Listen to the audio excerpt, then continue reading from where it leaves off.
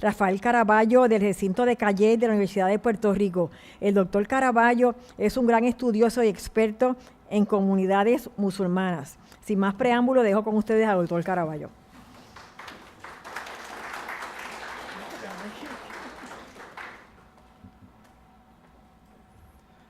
Muchas gracias al Instituto de Estudios del Caribe de la Universidad de Puerto Rico en Río Piedras por abrir este espacio y por la invitación. Resulta triste que un espacio como este se esté abriendo justo apenas unos días después de la masacre de dos comunidades musulmanas en Nueva Zelanda. Así que para comenzar este acto quisiéramos tener un breve minuto de silencio de recordación.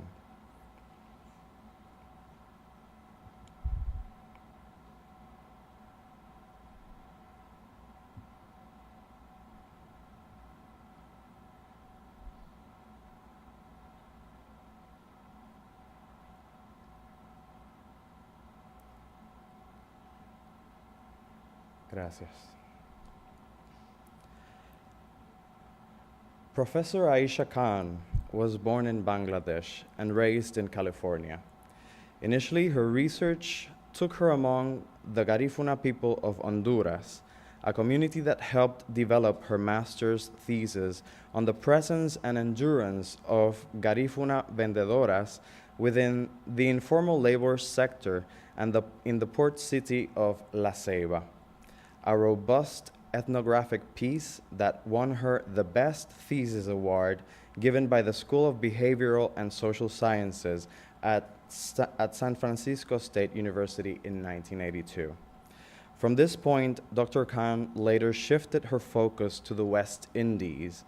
Her first visit to Trinidad was in 1984, and from 1987 to 1989, she conducted research amongst Trinidadians of East Indian descent in agricultural communities in the southern part of the island. In time, her strong links with Trinidad translated into her doctoral dissertation at CUNY, titled Purity, Piety, and Power, Culture and Identity Among Hindus and Muslims in Trinidad, as well as her first published monograph titled Kalalu Nation, Metaphors of Race and Religious Identity Among South Asians in Trinidad. Since then, Dr. Khan has carved a well-earned space as a sound anthropologist whose work on the ways that race and religion intersect in the Atlantic world, particularly through the movements of Asian and African diasporas, have made indelible contributions to our Caribbean region. She currently works as associate professor of the Department of Anthropology at New York University, where she also serves as joint faculty at the Center for Latin American and Caribbean Studies, also as affiliated faculty at the Hagop Kevorkian Center for Near Eastern Studies, as well as affiliated faculty of the Department of History. Her continued interest to document and analyze the production of identities and political culture in the Americas recently crystallized in the form of Islam in the Americas, a remarkable interdisciplinary volume that she edited and which traces the establishment of Islam in the Americas over the past 3 centuries, specifically focusing on Muslims' lived experiences and the numerous ways Islam has been shaped in the Muslim minority contexts of the New World. Today, we are fortunate to have such an illustrious guest amongst us, not only because of her vast and rigorous work, but also because of the lucid and critical ways in which she challenges the typical view of Islam as timeless, predictable, and opposed to Western worldviews and value systems. At this time, when superiority-infused phobias are globally resounding, typecasting, excluding, injuring, and killing, it is all the more important to insist in the creation of problematizing and thus liberative knowledge. In this, Aisha, your work is valuable. Without further dilation, it is my pleasure to welcome and introduce Dr. Aisha Khan.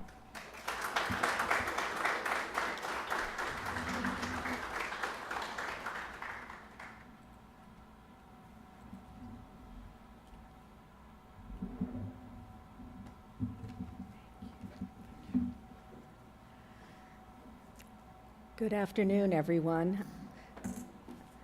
It is a great privilege to be invited to speak with you today, and I really thank you so much for being here. It's a real joy for me to have you here to share with me in some, I think, important discussions that we all engage in one way or another. I would like to thank Humberto Garcia Muniz and everyone else who has worked so hard to make such a wonderful lecture series, and also to Juan Caraballo Resto, whom I am honored and grateful to be in conversation with today. However, I have to say that I'm also very sad that this conversation is taking place only a few days after a mass killing of Muslims, this time in New Zealand. These kinds of incidents make it all the more important that we make efforts, like we're all doing here today, to get to know and understand one another better. I think that should be the goal of much of our, if not all of our scholarship. Not the only goal, but a primary one for sure. I also want to thank you for putting, I'm ashamed that, the old saying, use it or lose it. I did do 5 months of ethnographic field research in Honduras where no one spoke a word of English. They actually still spoke a lot of Garifuna, and my Spanish was pretty good then, but that was a long time ago. And so I thank you very much for indulging me today. You're all very comfortable with many languages, and I appreciate your patience with me. Now, let me start out by saying I want to make a couple of general points and then a couple of interesting ambiguities that I would like to draw your attention to, and then a couple of case studies today. And I apologize, I forgot to thank Juan for, I think, the best introduction I ever got. So I was just lost in thinking, how wonderful that person is that he's talking about. Who is that? So thank you very much for that. Now, when we think about Muslims and Islam in the Caribbean, we basically have two frames of reference, two general frames of reference. Scholarly work on Muslims in the Americas today, scholarly work, generally is celebratory, often focusing on tallies of the numerous notable Muslims that have contributed to the history of this part of the world. There is still far too little study of this kind, but historians, literary scholars, and others have produced important portraits of Muslims in the Americas, free, enslaved, and indentured. Interestingly, in historical contexts, these figures largely are praised for their role in resistance against colonialism, specifically as leaders of slave rebellions. Among the most famous, for example, is the Muslim slave rebellion in Bahia, Brazil, in 1835, which the historian João José Reis, who literally wrote the book on it, describes as, quote, the most important urban slave rebellion in the Americas and the only one in which Islam played a major role, end quote. There is also another very important and celebrated figure in connection with Islam and resistance in the Americas. And even if he is more apocryphal than actual, and there are differing opinions on this, and that is Boukman Dutty, leader of the Haitian Revolution, who I will return to momentarily. But on the other hand, in contrast with this largely celebratory treatment of Muslims in the Americas historically, in much of the popular media today, the image of this historic resistance is subject to another interpretation, shared perhaps not surprisingly, by former colonial authorities throughout the Americas. In other words, there's some continuity here. Muslims are treated as the proverbial fifth column, or inside agitators, or invading foreign terrorists, whether it's post 9/11 discourse circulating in the US or alleged ISIS volunteers hailing from Canada and Trinidad. So it's no wonder that our knowledge and understanding of Muslims and Islam in the hemisphere is quite limited. In terms of quantity, that is, we don't know very much, even when the narrative is a positive one. We need a lot more study. And also in terms of quality, that is, we more or less have to choose between good Muslim and bad Muslim, to borrow from the title of political historian Mahmoud Mamdani's book on the subject. What I would like us to do today is to step out of that dual opposite model, which doesn't leave much room for appreciating complexity, and to think about Muslims and Islam in terms that are neither value judgments nor minimal reductions into either or. A good place to start this revisioning is to approach Islam in its vernacular. By this I mean the particular expressions of Islam that Muslims in different historical, social, and cultural contexts develop and practice according to those contexts. This is where a singular Islam with a capital I is put to the test, so to speak, in the sense of the relationship between what some might call orthodoxy or standard doctrine and heterodoxy, that is, diverse variations of doctrine. Too often, I think, we in the West, with our still operating colonial gaze, it's unfortunately still alive and well, and our present day worries, our geopolitical worries, we miss the different ways that Muslims are Muslims, and therefore the different ways that Islam is of the Caribbean and the West more broadly, as well as in it. And I think these two words are very, very significant and convey very different messages of and in.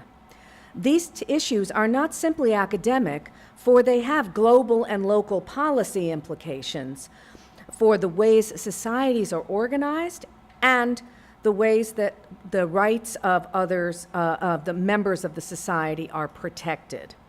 Now, protect can mean different things as can member of a society. And we'll see this in a little bit, how semantics makes a very big difference here. When we only know a religion, any religion, as a supposedly unchanging and uncompromising set of sacred or spiritual requirements, and the people who practice them as not worth learning more about because we think we already know them through these characterizations or stereotypes, and as a consequence, fear or disapprove of them, then we are not likely to understand them or ourselves better, which hinders our efforts to make a better, more fair, and open-minded world for everyone. Now, although no Caribbean country has a Muslim majority population, Islam has been an important presence in the region for at least 5 centuries. Islam's Caribbean journeys began with Muslim explorers, captives, and immigrants who hailed from diverse societies and cultures around the globe and who have been devotees of varying schools of Islamic thought for generations. Historically in the Americas, these societies and cultures were concentrated in primarily 2 places, Sub-Saharan Africa and South Asia.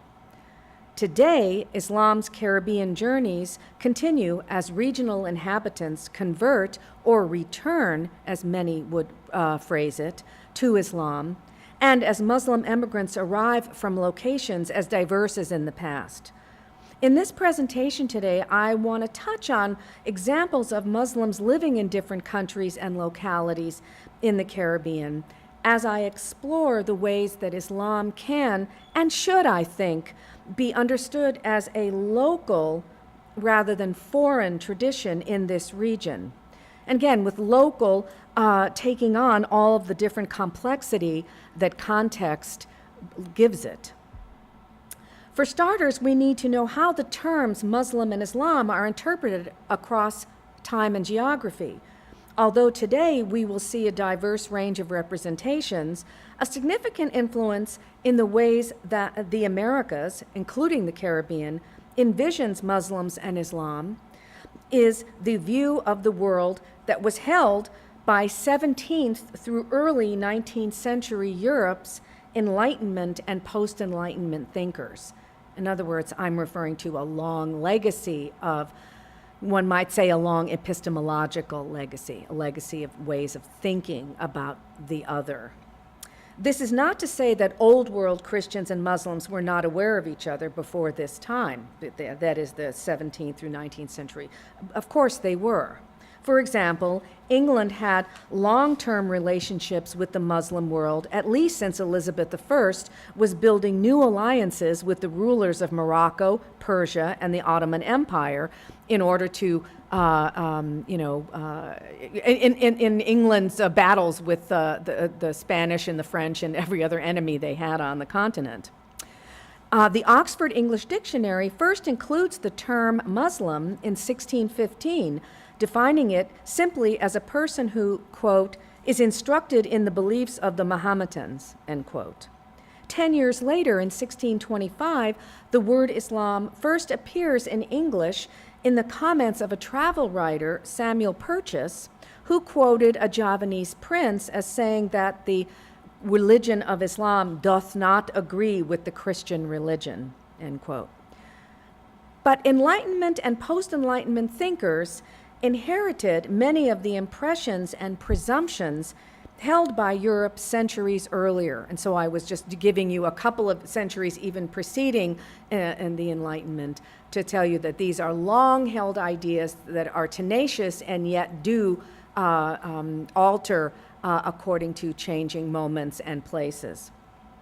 Most Enlightenment scholars and post-Enlightenment thinkers philosophized about, among other things, human cultural evolution and the ranked human racial types that proved and justified their ideas.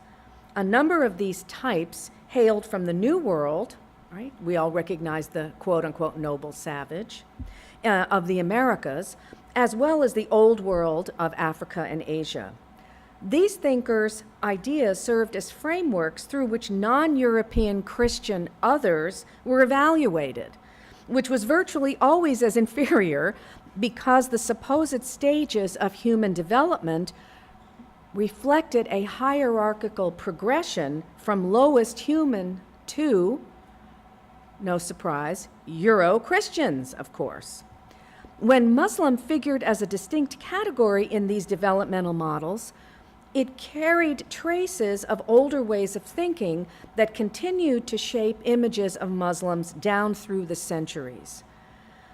But even though the highest point of human development was thought to include only Euro-Christianity in these ways of thinking in Europe in the Enlightenment and post-Enlightenment and pre-periods, other categorical types of people were not necessarily clear-cut. For example, Georg Hegel, who was a post-Enlightenment thinker, very famous, you all know who he is, who wrote in the early 1800s, looked at what he called Mohammedanism, which was the common term at the time, and he said that Mohammedanism seemed to be the only thing that, quote, brought all the Negroes at all nearer to culture, end quote. Only in the north of Africa, he said, quote, where the Moors have propagated the Muslim faith, have Africans become less barbarous, end quote. Now remember, his language is the racist language of 16th, 17th, 18th, 19th, 20th century Europe and its philosophers. But it's very interesting. I'm not just drawing attention to Enlightenment bias, but because that's there, and that's really important to know, especially as it's a legacy today. But I'm also pointing out that there's a kind of ambivalence here about Islam. So not being a threat to the quote-unquote true religion, which is what it was called, of Christianity, Hegel apparently saw Islam as having something to teach those others occupying developmental stages below. He judged Moors, whom he seems to consider the originators of Islam, to be located higher up the human developmental hierarchy than Africans, or as they would have been called at that time, Negroes.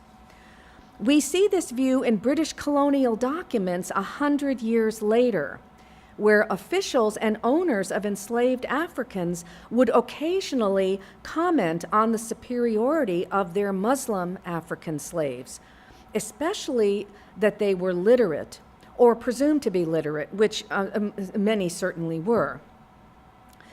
But I think it's quite interesting that what happens with the idea of a Muslim person in this particular context of African slavery in the New World.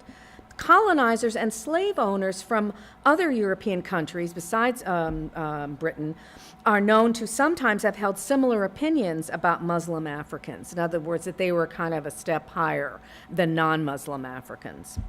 In this view, Muslims both proved Africans' inferiority and proved European superiority, proved in the sense of this ideology. In this point of view, on the part of these thinkers, African Muslims are doing two different things. They're proving the inferiority of non-Muslim Africans, but proving still the superiority of European Christians. So let's still continue with the context in terms and what how important those are. Islam's relationship with Europe began even before Christopher Columbus, Hernan Cortés, Francisco Pizarro, and other explorers, including the Portuguese, arrived in the Americas, along with their crews of mariners who included Iberian and North African Muslims. The Spanish, in particular, had a broad range of acquaintance with Islam, involving almost 8 centuries of Iberian, North African, and sub-Saharan contact and interdependence. They brought some of these ways of knowing Islam with them to the New World. The Spanish conquistador Hernan Cortés arrived in Mexico in 1519 and referred to the Aztecs he encountered as Moors. And one priest in Cortés's party said that the indigenous peoples of northern Mexico reminded him of Al-Arabes, or Arabs. Spaniards called Aztec and Inca temples mosques, and drew parallels between some Andean and Islamic rituals that involved animal sacrifice. Don Pedro Alonso Nino, the commander of the Santa Maria, which you will remember was one of Columbus's 3 ships, is thought to be descended from Muslims residing in Granada. But by 1539, Charles V of Spain decreed that no descendants of Muslims were to be allowed into the West Indies, and in 1543, he decreed that Muslims who were already in the Spanish colonies were to be expelled. Spanish administrators had been complaining that Muslims were teaching, quote, bad manners to the, meaning resistance and refusal. Right? They weren't talking about where to put your napkin, right? Teaching bad manners to the indigenous populations, or those that were still left, and inciting rebellions. These are more examples of a different kind of the diverse ways that Muslims and Islam can be interpreted and have been interpreted in this part of the world and passed down for generations as accurate, common sense representations. In other words, there are many ways to know Muslims. Now let me spend the rest of my time with you discussing 2 cases in point in particular. And my point with these is to explore the various kinds of vernaculars that define and identify Islam and Muslims. So the first one Well, before we get there, let me just have a little preface here. It's estimated that, that of the 12 million or so Africans enslaved in the Americas, at least 10% were Muslims. That's the estimate. The histories of Muslims of African descent in the Caribbean are complex, as we've just seen, not the least reason being the question of how the definitional boundaries around Muslim and Islam are retained in diaspora and through creolization. Given the Caribbean's foundational history of slavery and indenture, African slavery, Indian indenture, Muslims are generally studied in academic scholarship as being either African or Indian, that is from India, and then the research usually takes over from there. But the premise begins already with this kind of pretty tidy distinction. And the idea is that these Africans and Indian Muslims whose religious beliefs and practices are characterized by different cultural influences, as I said. So there's the idea that there's already these tidy boundaries. Slavery and indenture were the two principal ways that Muslims came to the Americas, as slaves or as so-called coolies, as indentured Indian immigrants were known. This historical and demographic division between Muslims' origins is accurate.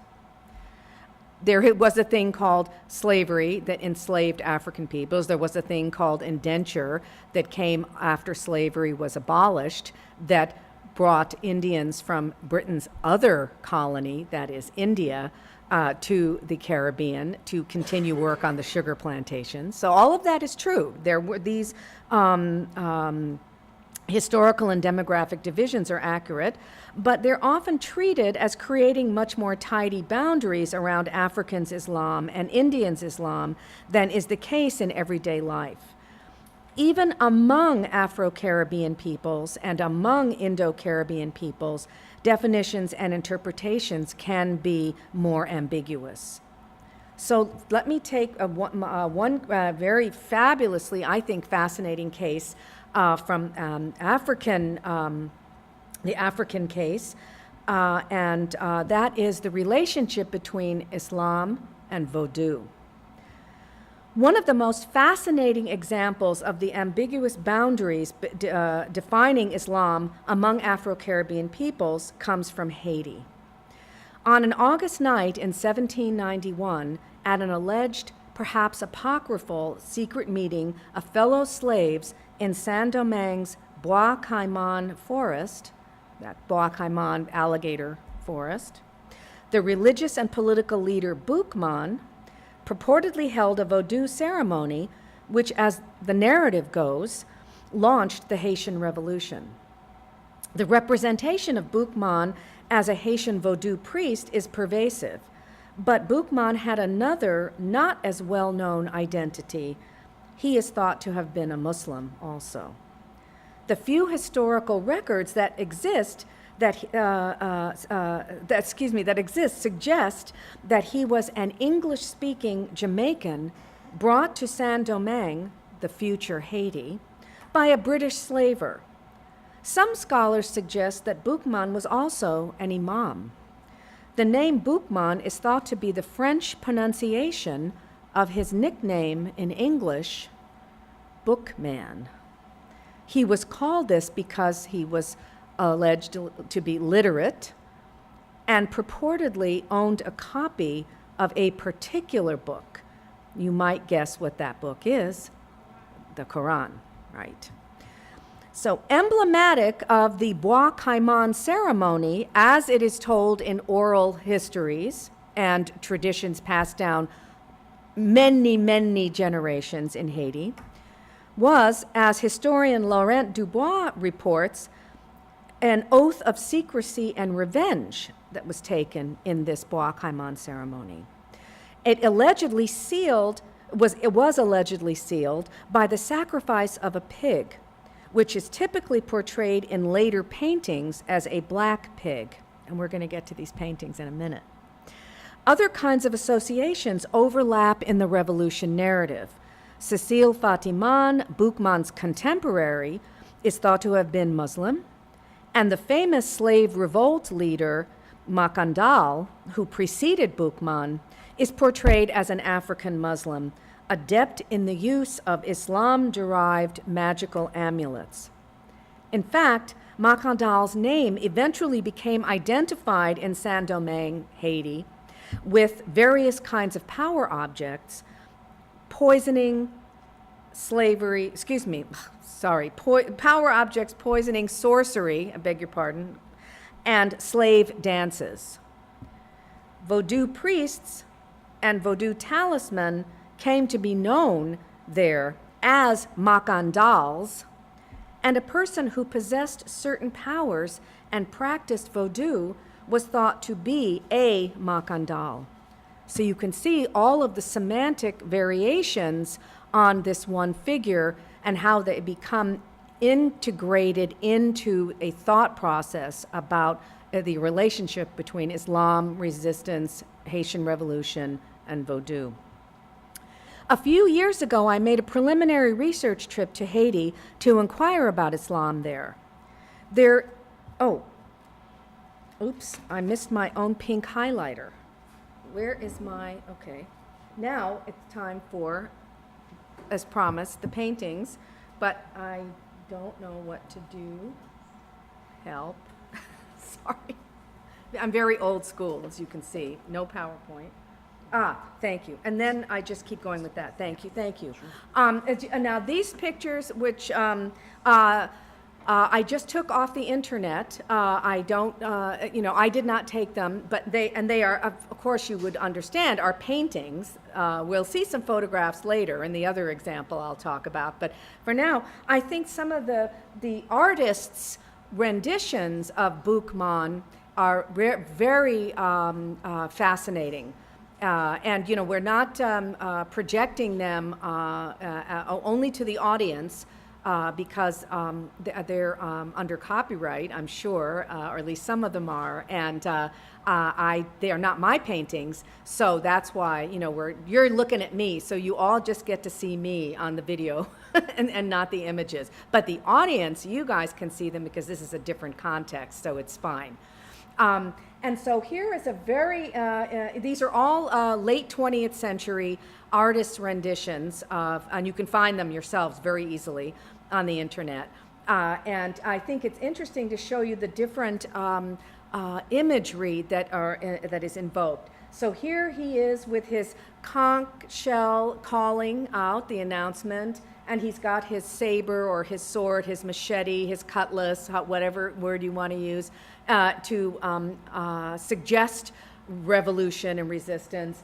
And he's, he looks in pretty good shape, and he's clearly a heroic figure of masculine virility and competence, and honor. And Boukman is very, very well respected, and we can't say enough about his honored place as the hero of free Haiti, right?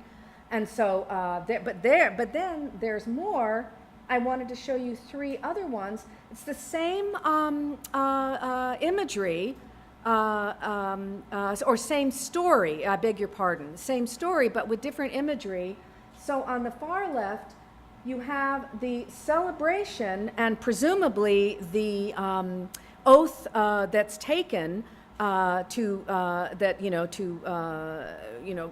promising that you will join in this revolutionary moment. And you have I don't know who the lady would be. I think she's there for visual interest, but that would be Boukman. And there is, of course, the proverbial black pig that's sacrificed. And then in the center, another artist's rendition, and that is that's the black pig and the sacrifice of this. And then I think the third one is really interesting because this one, the person who's got his arms up like this is undoubtedly Boukman, and he's dressed much more like an imam might be.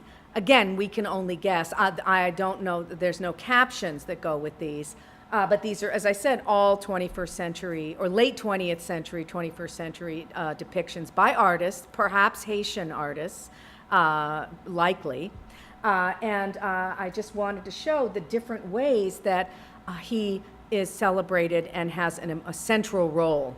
But he can either be, some Haitians are not too excited about giving Boukman his Imam and Muslim dimensions, and others think it's absolutely integral to understanding him. And so, of course, the question is, what is the relationship between Islam and Voodoo, and how does it define Islam? So, I think, is there another one? Yeah, there's him again. It's the larger picture, so we can keep that there for a minute. Well, actually, let's keep that there. A few years ago, I made a preliminary research trip to Haiti to inquire about Islam there. There is as yet no exact agreed-upon numbers for Haiti's Muslim population, but in 2009, the Pew Resource Center's study estimated that Haiti had about 2,000 Muslims, and in 2013, the Arab News estimated that there were 4,000 to 5,000 Muslims in Haiti. Many are self-taught converts who, as part of the Haitian diaspora, embraced Islam while abroad in North America. They were primarily men, as far as I could tell from being there. I can't say that definitively. I met mostly men who had emigrated to the U.S. and Canada during the Francois Duvalier or Papa Doc regime that ran from 1957 to 1971. Oops. Well, I'll pick that up later. Where was I? So many are self-taught, as I said, that was part of the Haitian diaspora. And they had returned after the regime was over in the 1970s and 1980s, after converting to Islam in connection with the North American Muslims that they met during their sojourns. And Islam also became more widespread after the January 2010 earthquake, when some Islamic relief groups and religious missions and UN peacekeepers from Muslim countries were in Haiti, offering aid, proselytizing, and seeking places for their own worship. So during conversations I had with my Haitian Muslim interlocutors, the subject often turned to the relationship between Islam and Voodoo. They turned to this subject and what Islam and Voodoo mean for Haitian identity. Among the issues that stood out during my visit were the ways that Muslim Haitians' profound sense of self as Haitian shapes their understandings of the meeting ground of Islam and Voodoo. One domain in which this particularly came through was in their historiography of the Haitian Revolution. The revolution represents a moment of unproblematically multi-layered spiritual and divine inspiration, where Haiti is the unique result, the repository that allegedly encapsulates Islam, Africa, and Voodoo. That said, a number of the Haitian Muslims with whom I spoke offered some interesting revisions of key aspects of the revolution narrative, which suggested a felt need to emphasize Islam's role in it, particularly given Voodoo's preeminence as a defining feature of what it means to be Haitian. One variation, I was told, was that the forest was not called Bois Caiman, but rather Bois Kai Imam, meaning the forest by the Imam's house. That it was not a ceremony that was held in Bois Caiman, but a khutbah, or public sermon. That the suggested date of the Bois Caiman ceremony in 1791 was Eid al-Adha, the Feast of the Sacrifice. That it was a lamb and not a pig that was sacrificed at Bois Caiman, because a pig would make too much noise in that clandestine moment. Very logical thinking. That the pig, which the Boukman story specifies as being black in color, was really white, a metaphor symbolizing the French colonial oppressors, And finally, that the word voodoo, or vaudou, comes from the word wudu, Arabic for the ablutions in preparation for prayer. These were all variations on this foundational imagery. One Haitian imam explained that, quote, "We don't have too many scholars in Haiti to travel for Islamic knowledge. We are a bunch of brothers and sisters who have accepted Islam without all the skills and knowledge, but we have faith and we have our African traditions, so we feel more attracted to Islam." The African traditions to which he was referring live in Vodou rather than being either specifically racialized or inimical to Islam. In many Haitian Muslims' point of view, Vodou is the fertile ground in which Islam takes root. Rather than perceiving Haiti as a place that needs Islam to improve it, Haiti was presented to me as particularly ideal for Islam, a place where Islam could flourish, a place to which Islam is logically suited.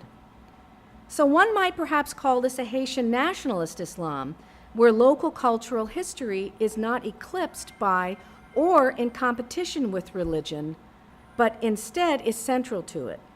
This perspective is shaped by the monumental importance of the Haitian Revolution in the Haitian popular imagination, and by the motivation on the part of Haitians to reclaim their history from the colonizers' versions that silence alternative pasts. These reclamation narratives, as I call them, are infused with Haitian nationalism and a commitment to counter colonial historiography with pre-colonial and otherworldly origins. They seek to recapture the histories of Pepla, the people, the masses, rather than purify them into a single cohesive canon, that is, orthodoxy. In other words, there's a Haitian reason to reclaim themselves, in a sense, rather than motivation from orthodox doctrine or canons. And this Haitianness is not fundamentally defined through race, although it highlights Haitians' African heritage. Let me quickly get to the last of the examples. Islam among Afro-Caribbean peoples diminished significantly by the mid-19th century, and most historians accept this. This was largely due to absorption by Afro-Atlantic religious traditions that belonged to the vastly greater population numbers of Afro-Caribbean peoples. By 1838, slavery in the British Caribbean had been abolished, and a new system of labor exploitation, indenture, brought 438,000 Indians from India to the Caribbean to work on sugar plantations through a binding contract. About 14% of these were Muslim.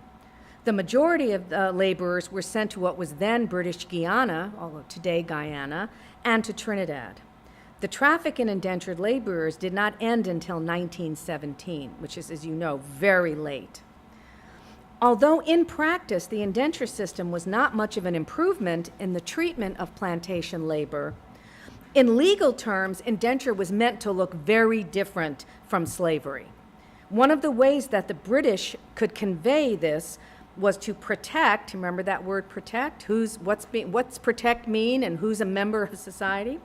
One of the ways that the British could convey this was to protect the religious freedoms of indentured Indians. That was one of the ways that the British could say, yes, we are these moral leaders of the advanced world, right?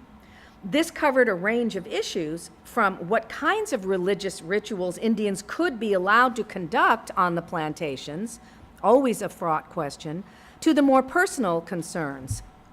For example, Trinidad's acting governor in 1908, Governor S.W. Knaggs, sent a letter on June 19th of that year to the June 9th, of that year, to the Earl of Crewe, the Lord Privy Seal and Secretary of State for the Colonies, to ask how Muslim prisoners should be treated in connection with the prison rules of the colony. And particularly Governor Knaggs was interested in how far Mohammedan, as he put it, prisoners should be exempt from the rule requiring the hair and beard of all male prisoners be cut on being admitted to prison. And they were putting a lot of indentured laborers in prison, let me tell you. That's a whole nother story. He noted in his letter that he had consulted the executive council, who advised him to follow the lead of the prisons in India. They really don't know what to do about Muslims in this context, because remember, they have to protect religious rights. So Governor Nagg sought further guidance. Muslim prisoners customarily had been treated, as he says in his letter, with some degree of difference on the ground of his religion. But, he says, doubts had arisen about the necessity for making such a distinction.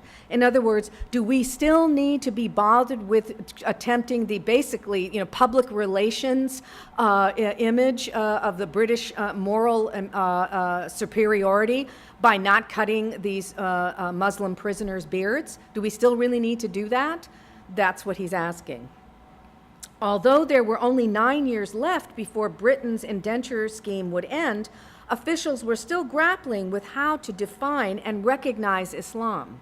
That is, how to put it to use in the context of crime and punishment, which was controlling labor and sustaining plantation production. In this example, channeled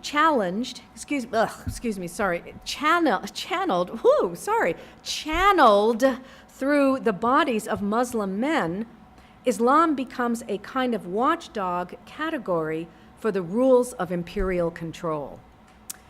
In religious rituals as well, British colonials used Islam as a kind of watchdog category. Certainly the most significant public ritual in the Indo-Caribbean, still active today in Trinidad and Jamaica, is Hosay, H-O-S-A-Y. Hosay's complex geographical path began as Muharram, the annual mourning ritual associated with Shia Islam in the broader Persianate world that commemorates the deaths of Hassan and Hussein, hence Hosay, grandsons of the Prophet Muhammad, who were martyred at the Battle of Karbala in present-day Iraq in 680 AD.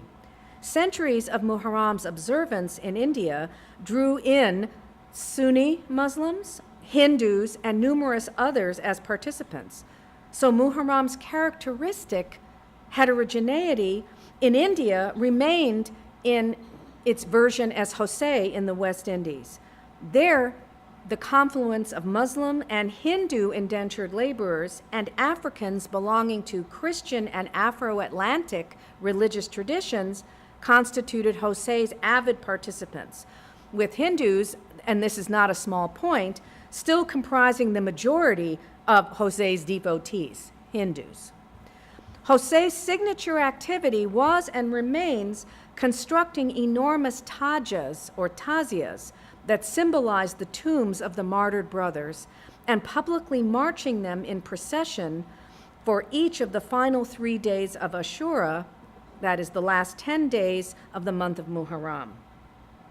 Balanced between, on the one hand, Victorians' post-emancipation position that, at least in principle, religious freedom be fostered in British colonies, and on the other hand, the demand of plantation sugar production, Hosay was variously given and denied legal and cultural status as religion and as Islam. Contemporary debates in the West Indies about Hosay center on its criticism by competing schools of Islamic thought that look to orthodoxy based on the Quran and the Hadith, and who object to Hosay because they say Hosay, there is no Hosay in the Quran and the Hadith, so this is not really Muslim. This is contemporary Muslim criticism. And also there are those who object to what they see as the carnival atmosphere of this commemoration. But others, Muslims included, celebrate Hosay either as a symbol of resistance to oppression, rejection of planters and plantation societies wish to curtail their activities and their movements and their rights as members of the society. Or they celebrate the fact that, today Hosay is touted as being a kind of symbol of the multicultural tolerance of of modern nations. So some scholars comment that the popularity of Jose in the Caribbean is bewildering, given that over 80% of indentured laborers were Hindu, and of the Muslim indentured laborers, over 90% were Sunni, not Shia. Again, I'm just trying to layer on various kinds of complications and really, I think, fascinating ambiguities that continuously, for hundreds of years, pose a challenge as to what the nature of this so-called object is that we are trying to define and handle. Because after all, much of the concern with Muslims and Islam historically, as we've seen and today, is really about how to handle them, either as participants in resistance, rebellious leaders, as I said, fifth columns, or external terrorists. So, yet, as Caribbean Muslims who have maintained Jose for many generations and participated and avidly contend, they say that it is authentically an Islamic observance with an Islamic genealogy associated with it, the grandsons of the Prophet Muhammad, and Islamic doctrine in the form of ritual. There are important Muslim rituals connected to Jose. And other Muslims don't agree. So let's just look at what we're talking about here. Oh, there's Makandal, just to show you, being commemorated. Again, the machete or the cutlass is a symbol of revolution here. There, as we see, this is from the early 20th century, the tajas, which, as I said, are the tombs, representations of the tombs of the two martyrs, Hassan and Hussein. And you can see that they are gorgeous and very tall. There's the people, they're much taller than the people. Later in the 20th century, they become wider and shorter because they kept knocking down the phone lines. But until they had phone lines, they could be very tall. So there's one picture of it, and then I want you to see, there are the so-called coolie laborers, lined up for a photograph, but probably fresh off the ship, ready to be contracted, not sold, but as I said, in practice, quite similar, and sent to various plantations. This one is from Trinidad, but you have these photos from Guyana as well. And this I wanted to show you today. This is Jose today. As you can see, we saw this early depiction. Well, here it is today. And you can see where the concern would come from the fete-like atmosphere, the carnival-like atmosphere. This is St. James, this is Trinidad and Puerto, Spain. And there are two main centers where Jose takes place in Trinidad today, St. James in the north and Cedros to the south. And these, you can see the tajas are enormous and they're absolutely stunning. But, some critics say they look, a little reminiscent of carnival floats, right? And that the behavior is not pious around them. Whereas, again, Muslims who participate in this say, we can't control the crowd. We only can talk about our own devotion.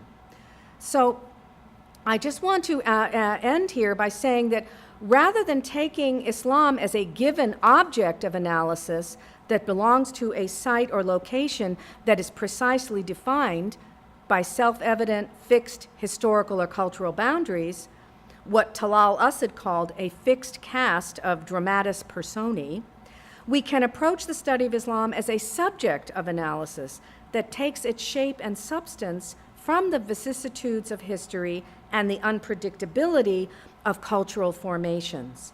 We can give greater priority to vernacular forms of Islam as more or less provocative variations of a doctrinal touchstone, rather than measuring Islamic belief and practice in a particular place and time against a litmus test of canonical authenticity. Islam is not a frozen thing. It is conditional to the shifting authorization of certain beliefs and practices, which can either celebrate or diverge from particular schools of thought. We can bear this in mind outside of perspectives, and I think we should bear this in mind outside of perspectives that tend to see power relations among Muslims toward themselves and toward others as contentious and violence-driven.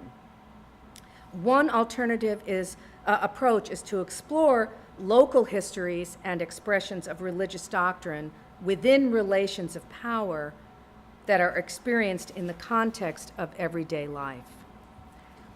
And I will end on that, and thank you very much for your patience and for your attention. Thank you. And I will also hand it over to Dr. Caraballo Resto. Thank you. Before can I just, there's an earring on it. That's okay. Oh, thank you. Thank you very much. You're welcome. So thank you so much for such a timely, nuanced, and provocative presentation. Let me just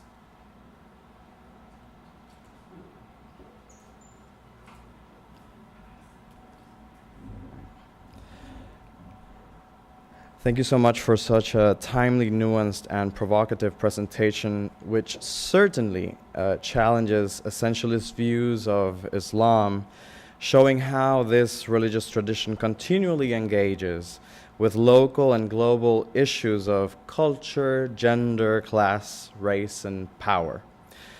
As it is the case with many other parts, we in Puerto Rico, we're going through dire moments. And at this time, our financial crisis is deepened by the political disregard of sexual and ethno-religious minorities. So this is why I think it is pertinent for me to comment your great work by further contextualizing it in the contemporary Puerto Rican horizon. Your presentation, Aisha, fosters a better appreciation of the ways in which Islam becomes as well as is. As Muslims, however they may be defined, bring Islam to bear on assertions of personhood, contestations of personhood, and the construction of this religious tradition as it serves community building projects. In this light, I think it is important to say that Islam's relationship with Puerto Rico consists not of mutually exclusive categories hypothetically repelling each other, but a relationship of interlacing encounters. And it could be argued that there are 6 pivotal junctures that help transform the presence of Muslims in the island, which nowadays is estimated around the heavily debated figure of 5,000 people. Evidently, these junctures are much more complex, porous, and at times even simultaneous, but they help sketch a broad landscape of the diverse and prolonged Muslim presence in the island. Muslims, as Dr. Khan suggested and explained earlier in her presentation, Muslims came to this region, but specifically to this island, as part of the transatlantic colonial exchange between Spain and Portugal and the New World. There is evidence that the first Muslims arrived with the explorers in the 16th century. Many Moriscos or Iberian Muslims came to the Caribbean by passing Spanish laws that prohibited them from coming to the Americas and serving as merchants, slaves, and explorers. Thanks to the work of Aurelio Tanodi, we know of the arrival of one Moor who boarded the ship Santa Maria de la Merced and arrived in San Juan on the 15th of May in 1516. Equally important, thanks to the work of Salvador Brau, we know that ever since 1519, Puerto Rico had the dubious distinction to host Alonso Manso, the first general inquisitor of the Spanish kingdom in the New Spain. Furthermore, thanks to the work of Francisco Moscoso, we know of Anton Cobo, one of the first Moriscos identified in the island, just as Francisco de Aguilar, then mayor of San Juan, asked his deputy to document for information on all the Moriscos living in the city and the island in 1549. Moreover, thanks to the illustrious work of Luce López Baralt, we know that there is even account of anti-morisco processes between un morisco puertorriqueño, médico, alcalde de San Juan de Puerto Rico en pleitos con Juan Ponce de León, which serves as a title to one of her articles on this issue. The second juncture, which you discussed at length, is made up of men and women who were forced into slaves from West Africa, predominantly from Wolof, Mandinga, and Fulani groups coming from the Senegambia region. Though these enslaved Muslim communities barely thrived in Puerto Rico, they established Islam in significant ways across the island's cultural fabric. De ahí que nos venga el conocido refrán, el que no tiene dinga, tiene mandinga. While many of these enslaved communities faded due to forced and or conditioned conversions to Catholicism, beyond Puerto Rico, however, Islam did become the second monotheistic religion in the Americas. According to Sylviane Diouf, this was due in part to the religious imagination and inventive ritualistic adaptation of enslaved Muslims, former slaves, and Maroons. The third junction is characterized by the arrival of Arab migrants, mostly Lebanese, during the 19th century. And although some of these families were Muslims, they were also Christians. However, the religious difference did not mean the cancellation of important cooperation links between them. Most well off and positioned themselves into livestock industry, jewelry, and medicine. Surnames such as Bechara, Halabi, Bared, Fas, Tartak, and Mameri resonate with relevance still to this day in our island. The fourth juncture corresponds to the arrival of Arab migrants who settled in the island since 1950. And this migratory wave was mainly constituted by Palestinian and Jordanian men who fled the Palestinian-Israeli conflict, seeking better life and closer ties with the United States. Along with them, Egyptians, Syrians, and more Lebanese also arrived. Their economic profile was average, and in this time, the itinerant Arab sellers burst into our streets. This migratory stage has been maintained and currently corresponds to a strong circular migration. And above all, their new generations have developed here in the island.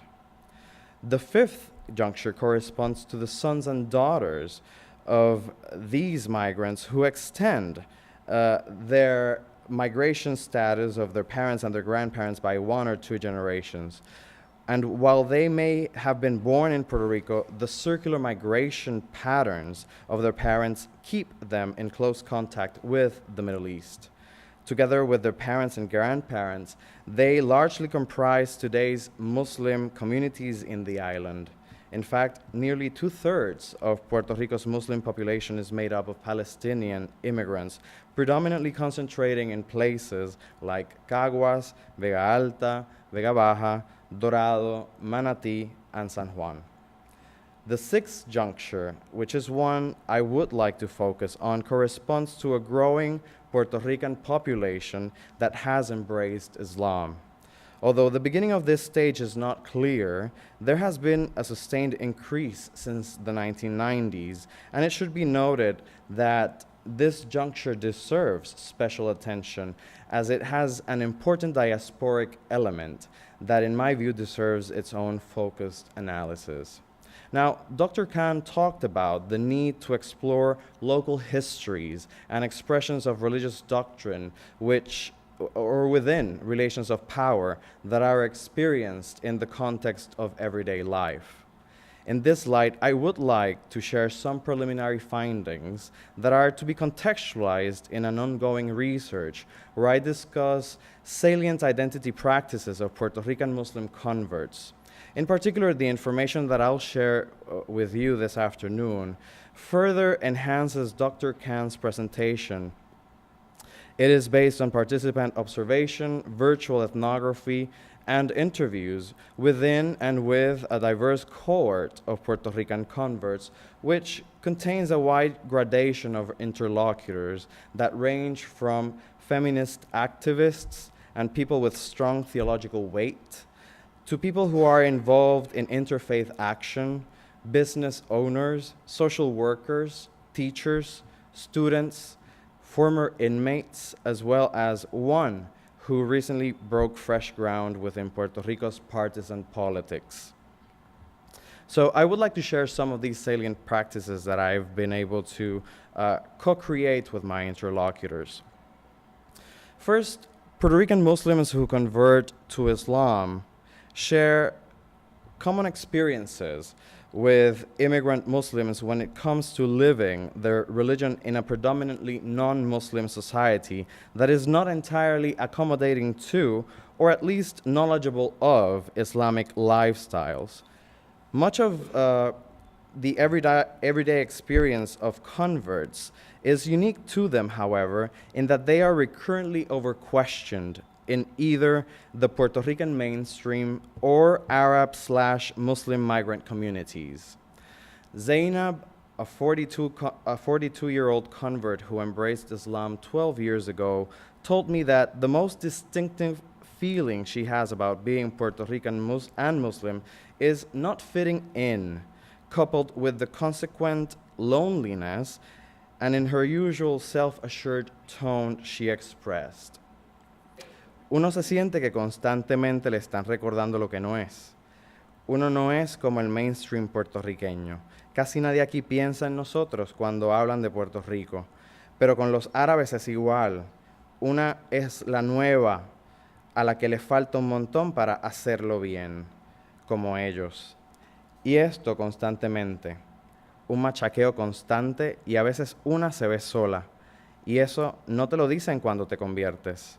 El día de la shahada, or the confession of faith, todo es hermoso.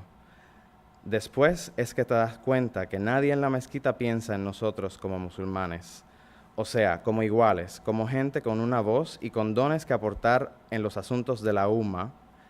Es más, si me pongo a contar todas las veces que he ido y ni el khutbah traducen, end quote. Many interlocutors express that as time passed, they felt more and more strongly that they did not fit in any category. As the intensity of the conversion mellows, converts become aware of the new social role they find themselves in and realize the new parameters that surround them. What has been most appalling to so many of the people I have been in contact with, especially women who don the headscarf, has been being taken as a foreigner in the Caribbean society that grew up incomfortably, and hence losing the feeling that they totally belonged to it. For example, Mariam, a woman in her mid-30s who embraced Islam 5 years ago, commented, "Todo cambió el día que me puse el hijab.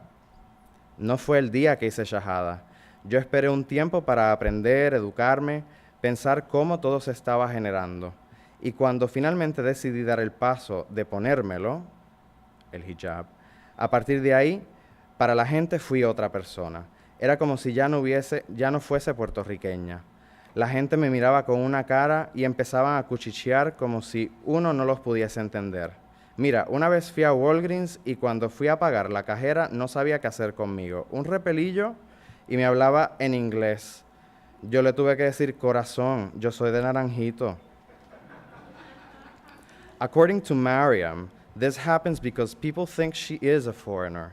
She wears large headscarves and very little makeup. At times, she also wears visible henna designs in her hands. While some in Puerto Rico may imagine or associate these as signs of distinct fashioning of the self that correlates with a foreign culture, among Arab Muslims, especially within the group context of the mosque, such signs are interpreted somewhat differently, albeit not conducive to the complete erasure of differentiation. According to some of the men and women I have been in conversation with, the embodiment of Islam is a very much contested terrain. In this regard, Yaqub, a middle-aged new Muslim from the metropolitan area, expressed how difficult it was for him to make sense of Islam, his process of conversion, and the newly embraced community he was welcomed into. At one point of our conversation, perhaps because some of our engagements had taken place around national holidays, he alluded to the ways in which some of the Muslim men at the mosque oriented him with regards to Puerto Rican festivities and holidays. He expressed, "Yo hice shahada en septiembre, y como tú sabes, hay muchas celebraciones para esos meses. Halloween, Acción de Gracias, Navidad, que desde Halloween se está celebrando aquí. Pues un día estoy hablando con algunos hermanos después del Jumá, o Friday Prayer, y empiezan a criticar muchas cosas de Puerto Rico, el alcohol, la bebelata, la falta de valores. La cuestión es que uno de ellos comentó que cuando su hijo llegó a la adolescencia se lo llevó para Jordania porque aquí no iba a aprender bien el árabe, ni cómo ser buen musulmán, que si se iba a perder. Bueno, se lo llevaron. El asunto es que en la conversación me empiezan a explicar que ellos sabían que yo era converso y que habían unas cosas que yo tenía que cambiar y que ahora como musulmán las cosas tenían que ser distintas. Yo eso lo sé. Por eso es que abrazo el Islam. Pero de momento yo esperando que me dijeran algo importante del Islam, realmente islámico, pues no. Empiezan a decirme que yo no puedo participar de ninguna fiesta con mi familia, amistades, que la Navidad ya no puede ser algo que yo celebre porque hay demasiada música, fiesta. Me quedé con la boca abierta. Me sentí como el hijo al que mandaron al Mediano Oriente. En aquel momento no les dije nada, pero tenía la cabeza a millón. O sea, para ser un buen musulmán, tengo que darle la espalda a mi cultura y ser como ellos. ¿Dónde en el Corán aparecen todos esos disparates? Ellos confunden Islam con cultura. Y como uno no es árabe, siempre te ven como un niño. Y ellos te exigen cosas que primero no son islámicas, no tienen nada que ver con el Islam. Son cosas que de su cultura, que te las quieren endilgar.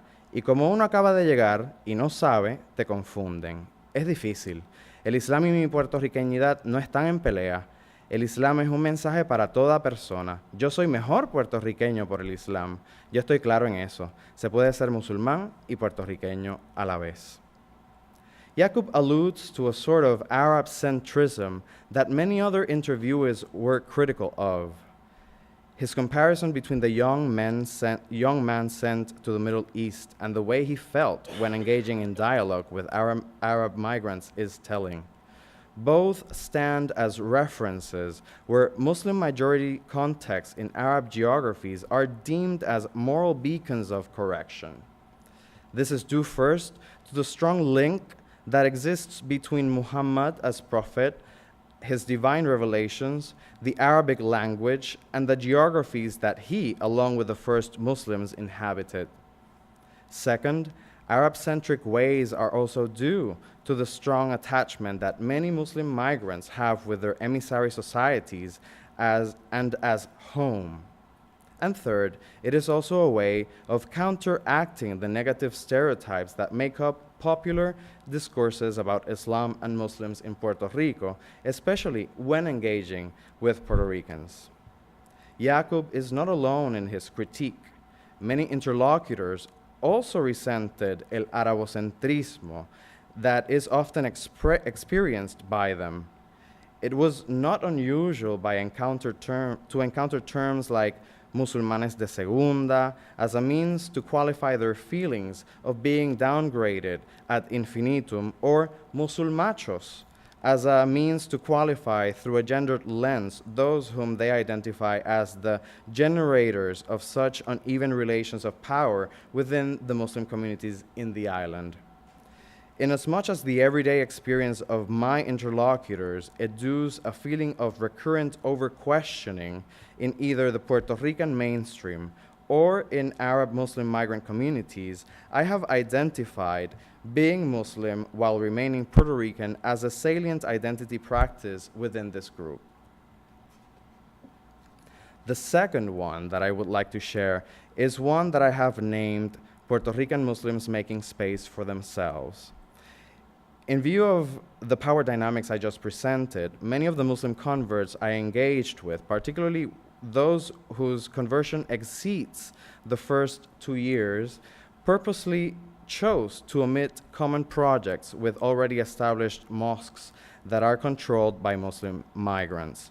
Conversely, it is not unusual for them to make use of their homes as central places of prayer and worship, both at personal and communal scales. I have actually been invited to some prayers, including that of iftar, or the breaking of the fast during Ramadan, in people's homes. I also attended Eid with a group of converts at a park, as opposed to the usual mosques or convention centers where most Muslims congregate for this festivity. This is not to suggest that most converts never set a foot inside a mosque, but when this happens, it tends to be in specific moments, and many commented on the mental and spiritual preparation this requires of them beforehand. Equally important, education projects represent another area that many of the people I interviewed find important in their quest to make space for themselves. Just as so many have stopped seeing the environment of the mosque as one that is conducive to inclusive worship, they have found the didactic initiatives that usually take place in these spaces as being equally inadequate for them. Consequently, very few have actually attended schools and seminars abroad, while many have turned to alternative platforms such as self-teaching initiatives. And in this regard, Nicole, a Muslim convert who has chosen to keep her birth name, doesn't wear a headscarf, and despite having converted 7 years ago, has only set a foot for the first time in a mosque last summer, expressed. Yo tengo mente propia. No puedo bregar cuando alguien me dice lo que tengo que saber, sin antes permitirme la posibilidad de construirme desde mi proceso, de preguntar, de investigar, de reflexionar, de dudar. La duda es importante. Yo siento que las dudas constantes, la incertidumbre, es algo que nos caracteriza a los conversos y a las conversas. El estar confundido es maravilloso, porque eso quiere decir que soy yo y no otro quien está pensando y conociendo. Las dudas nos empoderan. Perhaps it was no surprise to have been invited by Nicole to her home a couple of months ago during one of her cleaning sprees. She complained to have hoarded books and asked me if I would be interested in inheriting bits and pieces of her library. I couldn't resist. As she brought carts filled with books for me to evaluate, she said, "Ahí hay un montón de libros sobre conversos, pero ya me los leí todos y me los conozco, no los necesito. También hay muchas biografías de Mahoma. Estoy conservando algunas que no quiero dejar ir, pero este año vienen más, así que tengo que hacerles espacio." That day, I left her home with 3 full boxes that contained more than 40 gifted books that irremediably fed my book hoarding habits. As I drove home, I reflected on the importance of our interaction and her gifting. All of a sudden, I found myself not only with new books, what I now held were at least 40 instances of empowerment for Nicole. These books represented profound journeys of doubt and self-education in a context where such transforming endeavors are lived so privately. Others, however, are less intimate. All of the people I interviewed resort to the internet as well as social media as important outlets of knowledge and empowerment. This is so as they help democratize both knowledge as well as the process through which it is constructed and legitimized. People choose, follow, connect, and disconnect. Some have even gone on to fashion themselves as voices to be recognized/contested via YouTube and Facebook. The third salient practice I would like to highlight is the raising of children as Puerto Rican and Muslim. While only 6 of the people I have interviewed have had small children, The ways in which they explained their parenting context is important for my work. In different ways, these parents express that they spend most of their emotional and intellectual energies raising their children to feel comfortable as Puerto Ricans and Muslims. They are often frustrated, however, when teachers, neighbors, and/or acquaintances accuse them of raising their children with another culture and even language. Khadija, a mother of two, expressed, "Para mí el Islam es un camino, no una cultura, y no puedo enseñarle a mis hijos una cultura que no conozco. En nuestra casa somos boricuas, se respira, se escucha y se come Puerto Rico." Yet, converts have other hurdles too. Just as it is the case with those who recurrently find themselves over-questioned in either the Puerto Rican mainstream or Arab/Muslim migrant communities, their children are not exempt from this rebounding alterity. It is thus not surprising to learn that just as adults have devised self-teaching initiatives for themselves, they have also produced independent efforts for their children through provisional home schools where converts take turns devising material, developing lessons, and facilitating them to their children. The fourth and last salient practice that I would like to share pertains to finding Islam in Puerto Rican histories. In Puerto Rico, it is seldom spoken of the 6 junctures that I presented at the beginning, or all of the histories and trajectories that Dr. Khan so graciously shared with us earlier on. This is why, upon finding of these joint trajectories, some Puerto Rican converts find an important tool with which to contest traditional tripartite discourse of Puerto Rican history and identity as being solely characterized by Spanish, Catholic, African, and indigenous characteristics, as well as to contest Arab-centric domains that ignore that while there may be new Puerto Rican Muslims, Islam did not arrive with contemporary waves of migration from the Middle East. In fact, it has been a reality, even if silenced, since the very creation of the Puerto Rican nation. It is in this regard that some interviewees make sense of their conversations as decolonial acts of sovereignty.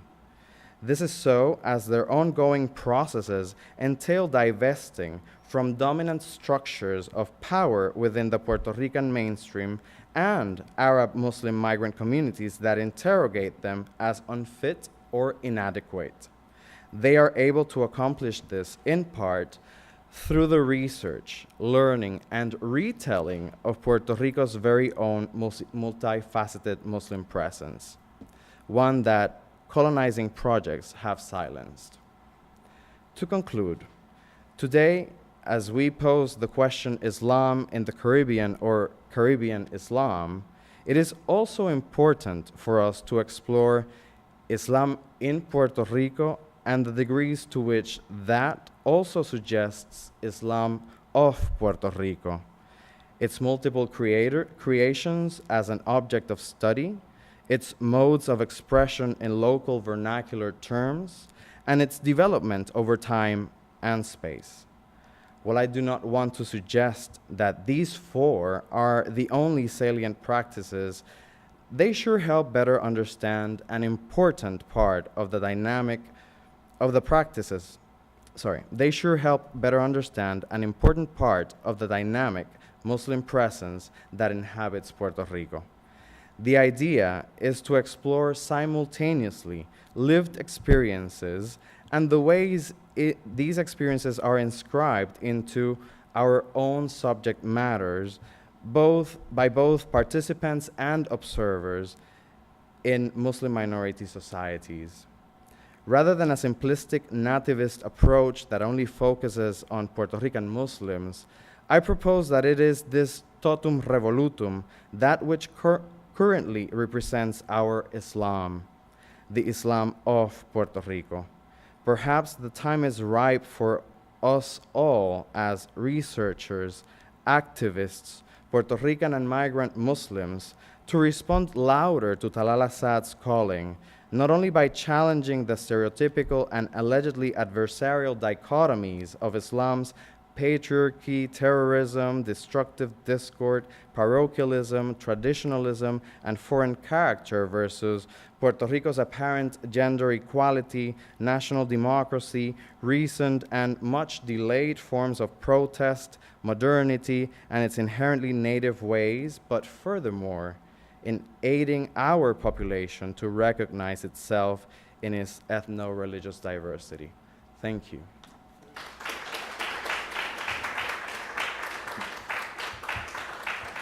So, yeah, we would like to open the floor for questions and comments.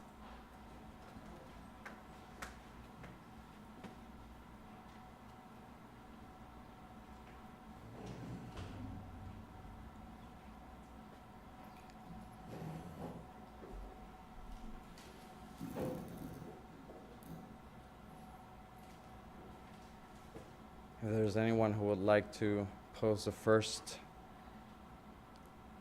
This is a very exciting topic. I've always been interested. I teach literature in the English department here. And I've always been interested in why, in the study of Caribbean literature, there has been very little attention paid to the presence of Islam in the culture, in the language, what do you call it, the words, a lot of the words that are used, in the dress code. I come from Ghana, West Africa, and I know the connection between West Africa and the Caribbean going back to pre-Columbian days, and also West Africa and Europe, pre-Columbian days. And my question is, I'm happy that in your presentation you talked about localizing the religion rather than forcing yourself to become an outsider within your own local culture, your own local place.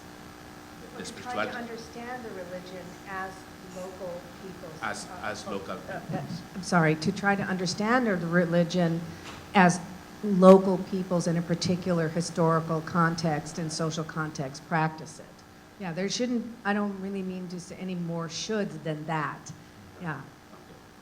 And I'm interested in suggesting that right now, have you looked at contemporary, 21st century Caribbean writers who are actually producing literary narratives and poetry that recognize the presence, the historical presence of Islam in the Caribbean and the Islamized Caribbean. I'm thinking of, what's her name? Rian Shah of Guyana. She has 3 novels. There is a Muslim convert also in Guyana, and there are several, there is Flanagan's novel, Islam in the Islands, and in that particular novel, there is that whole debate whether Islam came with West Africans or Islam is just an Asian thing. And that depends on the kind of history that has been taught to people in the Caribbean about Islam. So I was wondering whether you could look into those texts also. Well, I think that taking the position that Islam only has South Asian provenience in the Caribbean is missing the first, 250 years of Caribbean history.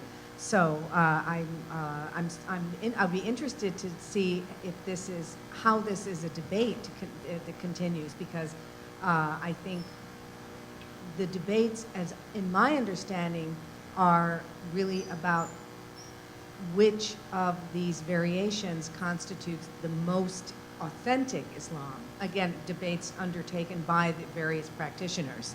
So, and that's a matter of perspective and point of view. As far as the literature, the fiction literature goes, what's interesting is to think about how these contemporary authors are construing a kind of retrospective in their work. Unfortunately, my most acute acquaintance with thinking about Muslims in the Caribbean in literary terms is V.S. Naipaul, and he's got his issues. So we'll leave that there. But maybe later at another point, I'd love to hear your ideas about what these Rian Shan, other contemporary authors are what kinds of statements they're making in their imagery and evocations of Muslims. Is it celebratory? As I said, I mean, one of our two choices, we've got good Muslim, bad Muslim, and so I would wonder how maybe they're in a certain kind of political mission, maybe a laudatory political mission, simplifying and repeating the dichotomy that I'm suggesting, we try to not fall into again. But that said, fiction and the imagination is not the same thing as ethnography, and so it's representing what. Well, let me put it another way. Both ethnographers and fiction writers represent what people do, but from very different kinds of positions. So it would be I hope that you put together a panel that invites ethnographers and authors of fiction and poetry to talk about representing Muslims in various ways. Because that's a really interesting point. Oh, yes. One more point. I realized there were Muslims in St. Croix and the U.S. Virgin Islands when I was doing research on the effects of Hurricane Hugo. Mm-hmm. I did not know there was a large presence of Muslims there. Mm-hmm. So for me, that was exciting to know that. And they were from where?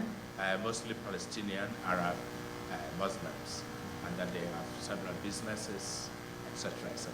But my research was on the effects of Hugo on the U.S. Virgin Islands. Mm-hmm. And for me, doing the research to find that, yes, they have their voices. They participated in the narratives of poverty, etc., etc.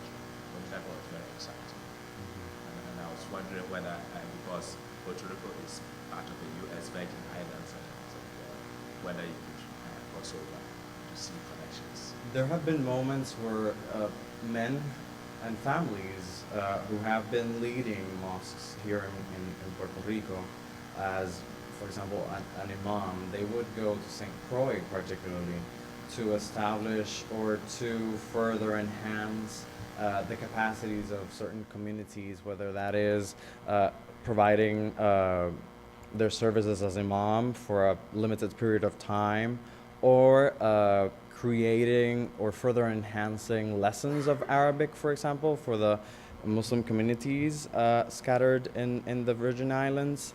However, that I know of, there isn't as much exchange or porosity as one would expect with our neighboring islands, when we know for a fact that there are so many other Puerto Ricans that do travel and migrate between these islands, or they do establish themselves. So, to my knowledge, it has been very punctual efforts that have been made at very particular times, and not that I'm aware of at this moment.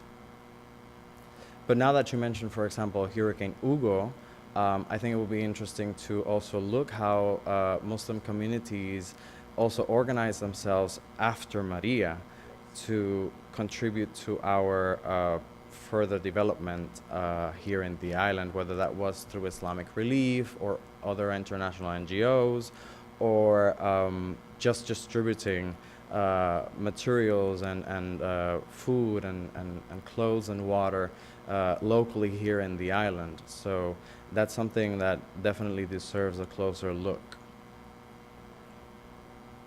I'll just add really quickly that Hugo, Maria, we saw this, as I just touched on, in Haiti in 2010, and that becomes a massive moment of possibility as Islamic Relief and everything that I listed creates a renewed space. Any other question? first here, and then we can go to.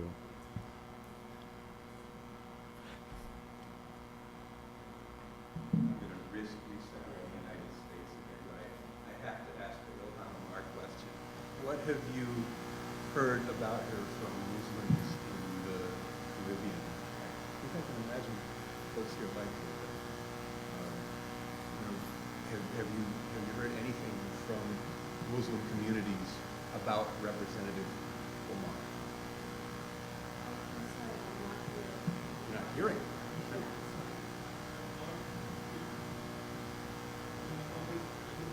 Congresswoman Ilhan Omar,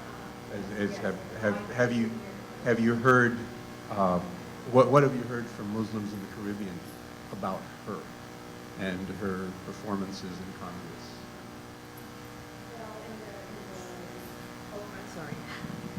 In the among the communities and populations I work with, there's very, very careful narratives. There are very careful narratives about race. There are very careful narratives about gender. There are very careful narratives about politically sensitive issues, especially as regards the global north. And so I think that the question, the answer would be, one, what is who are you talking with, and what's the situation that you're talking? How close are you with this person? And how really invested are they in North American politics, in U.S. politics, in this rather, its implications for Muslims in the U.S. is not, I think the implications are not as profound as special registration was, right, under the Bush administration. So there are degrees of impact that is perceived, and that, I think, influences the kinds of conversations that happen and whether they happen at all. So I personally have not heard anything except oblique references of U.S. injustice as in decrying what she's saying, right? But very oblique, very careful for many reasons, not only, including that the communities that I work with are always, as I said, about race, about gender. There's careful language, because talk is incendiary. Words are dangerous, right? Whether it's your next door neighbor or whether it's, being overheard by the local, alderman or whatever. So I would say that until her profile becomes perceived as more impactful on Muslim lives in the U.S. or in Canada, I think it's more of a vehicle about the ability to critique the U.S. in general, U.S. policies in general, with regard to that part of the world, Palestine, Israel, etc., and also treatment of minority populations in the U.S. That's. Well, from my end here, it's not a topic that I have really heard much about. I remember one or two women talking about it with expectation, as Aisha was just saying. Let's be watchful of how she portrays herself and what she actually does.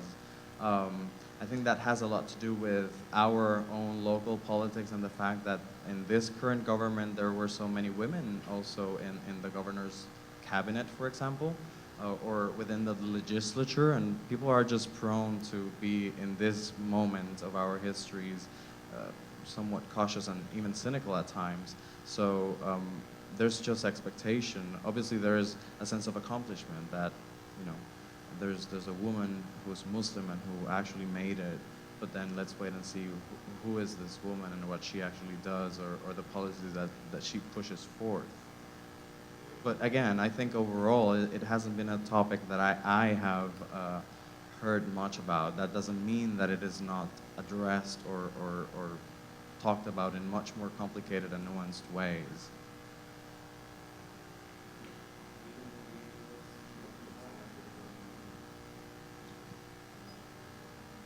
Thanks again for hosting this panel. Well, I just want to say thanks again for hosting this panel. It's a little bit difficult for me because you're right here and you can hear me just fine on the microphone, but I guess because of the whole pickup question. Well, okay. All right. Two questions, actually. The first one is, so you mentioned one example of the Trinidadian sort of Islamic-based festival that they have in, you didn't mention at what time of the year, but I'm assuming. The last 3 days of the last 10 days of the month of Muharram, Ashura. Okay. So, but that's calendrical, so you can't say it's, you know, December 25th, Christmas Day. Gotcha. You can't- For those of us who are very bad at calendar math, we're just. Well, you got to look for the moon. I mean, that's part of the argument is, do we need to keep looking for the moon, or can we be more quote unquote modern? I mean, that's a whole nother strand of the argument. Sure. The question just being, what are some other examples of adapted Caribbean, in particular in the Caribbean, if even more particular within Puerto Rico, of festivals that have, at least in part, Islamic traditions, either brought over from, well, I guess in Puerto Rico's case in particular, largely from the influence of sub-Saharan African migrations, to put it gently. Is there any other examples of that we can look at? Well, I will let Juan take the Puerto Rico part of the question, but the first, you know, again, as an anthropologist, you always have to start with, you know, let's deconstruct the question first. And I would say that, you know, part of the tensions within and debates within Islamic scholarship among Muslims themselves is the nature of the worship practice, right? So you have very Spartan modes of observance, and you have, you know, that decry, say, Sufi exuberance, right?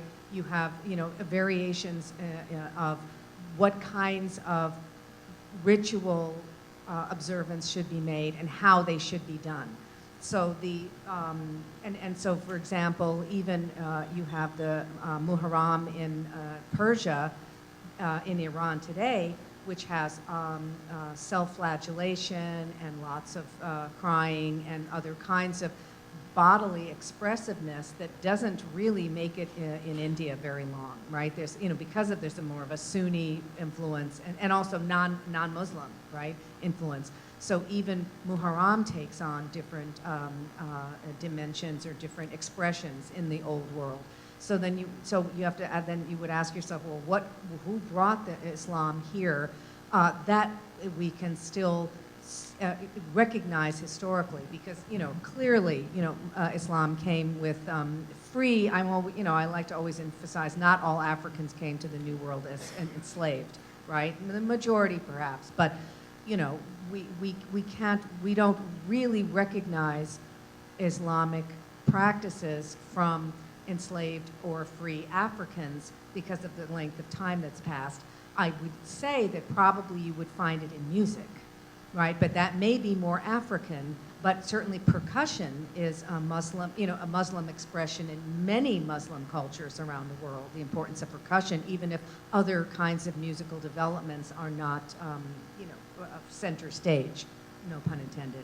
So I would say, I would ask a musicologist about musics and particularly percussion influences and how they resonate with what we, again, you have to account for hundreds of years. What did the music sound like for the Africans who came over when they came over, whether it was, you know, 15, you know, whether it was with Hernan Cortez or you know, in 1812, right?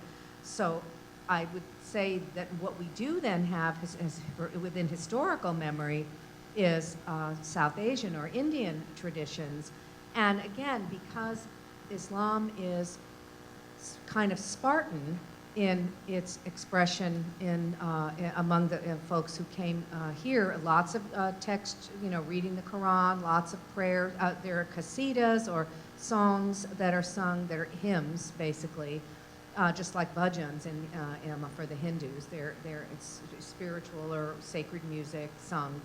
But these are not diffused within the wider culture. They're contained as certain kinds of ethnic or religious experiences. So I would say that, except for, and Jose even itself sort of, seeping out into the larger society, yes and no, as you can, imagine, if it's held at a certain time of year and it is at least intended to be connected to Islam and therefore contained, it is a problem when it seeps out of its Islamic confinements, right, definitions. So that's always going to be not something that a culture embraces wholeheartedly. So I would say that, it's a long-winded, anthropologically long-winded answer to, to say, let's look for other, that is a great, endeavor, but I'm not sure, you would find this, it depends on how widespread you mean in the culture and how you were defining it as Muslim and by what mode of recognition, right? Factoring in hundreds of years or factoring in disagreements among Muslims themselves. Well, no, that's not a Muslim tradition, as we saw with Jose. So, I'm sorry. So so that leads actually perfectly into the second question that I had, which was, and I thought it was brought up kind of accidentally perfectly by the question about Representative Omar, because Representative Omar represents a relatively, at least as far as her immigration background is concerned, part of the Muslim world that we're not really talking about when we talk about Puerto Rican Muslims in large, right? The ones that are immigrants that come here rather than the ones that convert. And so the follow-on question following to that thread is what you were referring to earlier about these traditions that some immigrants bring over that are like, oh yes, this is the correct Arab way to do this, but really that has nothing to do with the religion itself, and this clash over identitarian politics and what it means to be one thing or another. How does that, when we look at the large, and this is a heck of a question, you can interpret it whichever way you'd like, but when we look at the sort of larger arc of what would be Islamic migration into Puerto Rico, and I guess into the Spanish Empire in general, what other traditions can we point out? Because a lot of folks always point out percussion as this like, yes, this can also be, this is not only African, but this is also Islamic. And where do we draw the line between, no, this is something that we can say is uniquely Islamic, or something that we can say is uniquely from these cultures in this particular area or this particular region of the world, and where do we say, throw our hands up and say, well, at that point in time, people weren't really drawing the boxes as neatly as we're drawing them now, and really it's a task in futility to attempt to do so. Like what are some traditions that overlap that, that because of a lack of written traditions, or I suppose a concerted effort to keep people from maintaining a written tradition, do we see the influence of African or sub-Saharan African Muslims wane as a result, in comparison to South Asian Muslims, as a result of that, indentured and slavery division, meaning that South Asians could get potentially a chance to become literate and not be flogged or punished for attempting to maintain one. Yeah, even in, I think, 1956, Kelvin Singh did a study where something like, 54% of Indo-Trinidadians were still not literate long after World War II. So they're not so literate. but that's, as you know, that's not the only way a tradition is perpetuated. Right, but so that melding of things that were considered, African roots in Puerto Rican culture and things that are also considered to be Islamic roots in Puerto Rican culture, one could argue that has a root in that oral traditions not being very good at saying, yes, this came from, great-great-granduncle so-and-so, and he was doing this specifically because he was of this religion or this ethnic group, and so on. I think there are two parts to the answer. One is you're asking the wrong person in terms that I'm not a Muslim myself. I'm not a part of this community. So when you ask where do we draw the line, it is not upon me to draw these lines. It is not upon me to normalize these circumstances or to structure them. So you would have to go to the communities yourself and pose these questions and see how they respond to you, if they respond to you at all. Then from this other side, I have also found that some women in particular have been very active in looking for these histories coming from West Africa particularly, and seeing how particular sheikh figures have been key in questioning the Arab migrations coming from the north in the 13th and 14th centuries, and how that paved the way for other sheikh figures such as, for example, Amadou Bamba, to structure or at least create new theologies, and that is used as a source of inspiration to contest all these Arab-centric patterns that they themselves have identified within their own communities. So I think that's important to say. It is not a majority of the people that I have talked about, but it is interesting that it's mostly women that I've engaged with in these conversations. Now, going to your other questions about, the festivals, Luce Lopez Baralt has done an extensive work trying to at least interrogate what are some of our current festivities, particularly those surrounding key moments or key events in the Christian calendar, such as Christmas, for example. And she has interrogated the role that food plays in the ways that Christmas is celebrated here in the island, and how the pig is so central, not only central but magnificent during the time of Christmas, and the role that Spanish histories and contentions may have played in the construction of these traditions, the ways in which they have been altered, debated, or sustained, or cooked even throughout the centuries. So I definitely encourage you to visit her work. She not only talks about the ways in which pork is cooked and displayed, but also the ways in which dairy products such as milk for coffee is prepared in so many Puerto Rican homes throughout history, and how there, in so many households, it is identified that there is like a small pot that is only used for heating up the milk of the coffee, or just for boiling eggs. At the very most, maybe cooking oatmeal, but that's it. And she's interrogating, you know, where are these traditions coming from, and what do they say about our identities as a nation? You know, there's this saying of "you are what you eat." So who are we when we eat what we eat, how we eat it, and how we prepare it? Thank you both.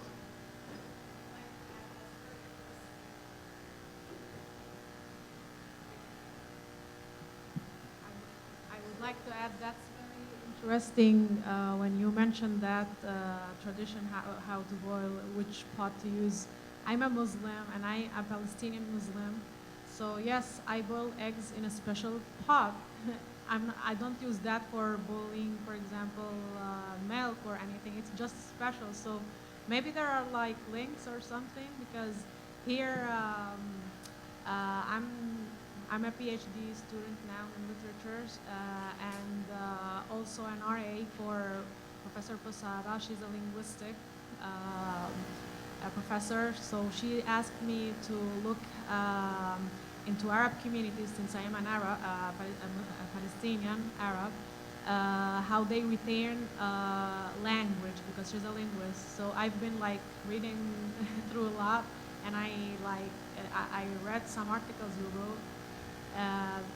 It is very interesting because with the Spanish Inquisition, Arabs came here, slaves, Islam spread. The thing is, I've noticed with this student is that they associate religion with ethnicity, like Islam and then Africa. Like there is a difference between religion and a certain type of ethnicity or people, but just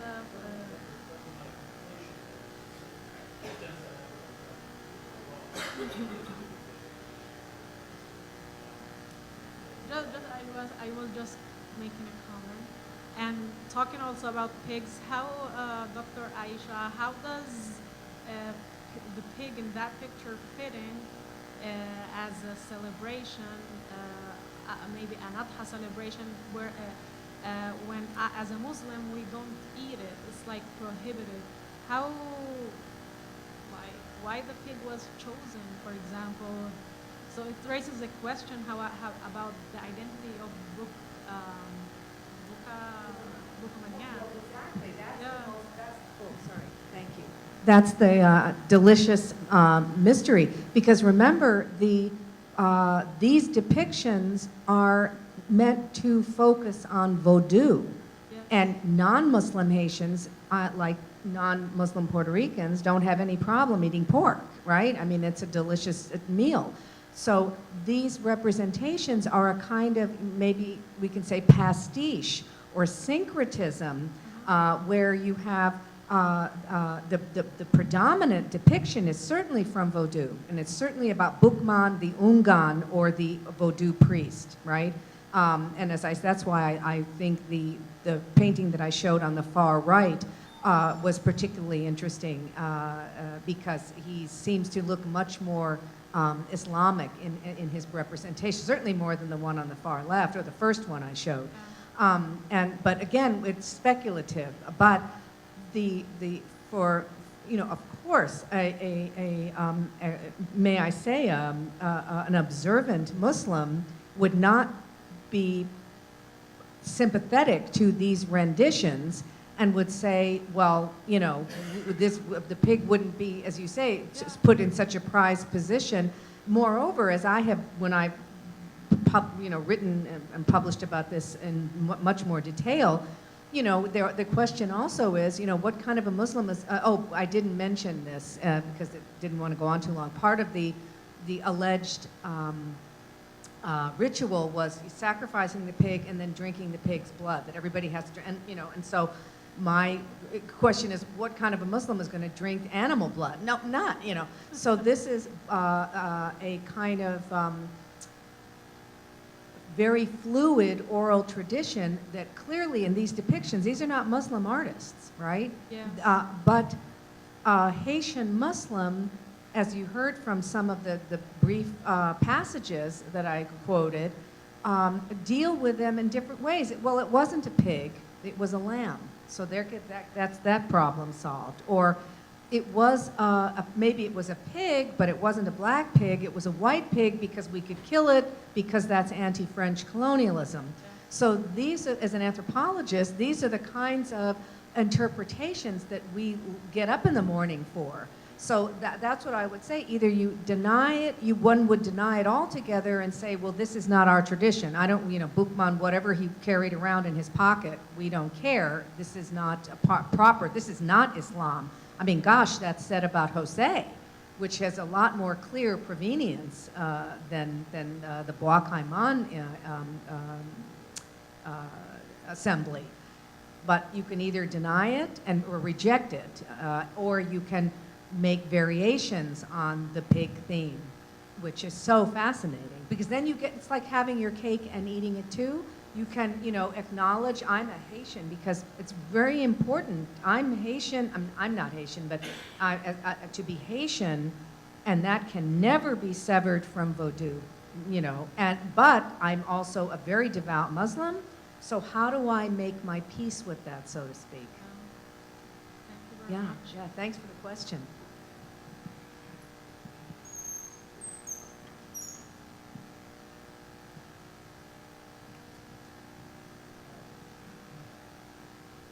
Yes, I do not understand the difference between a Shia and a Sunni.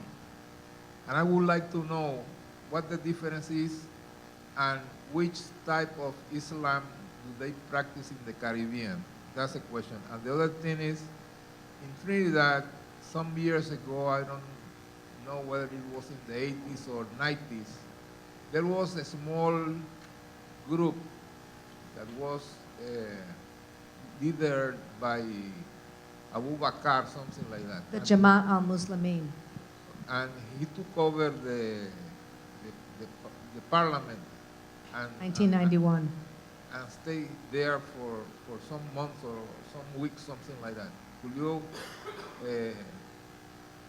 but they were not Indians. They were African Trinidadians, right? I would like for you to.